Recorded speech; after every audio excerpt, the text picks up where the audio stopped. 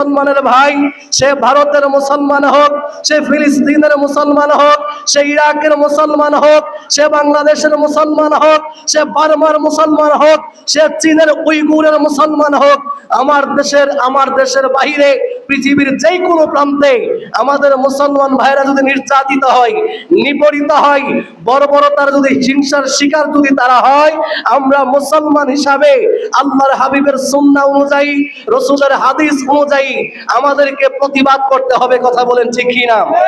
কারণ আল্লাহর হাবিব সাল্লাল্লাহু আলাইহি সাল্লাম বলেছেন, যদি ইসলামের বিরুদ্ধে, মুসলমানদের বিরুদ্ধে যদি কোনো অন্যায় হয়, তোমার সমর্থন থাকলে তুমি হাত দ্বারা বাধা দিবে।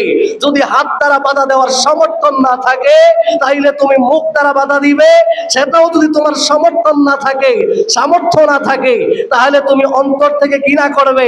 এটা হচ্ছে ঈমানের সবচেয়ে দুর্বল পরিচয়। কথা বলেন ঠিক কি না?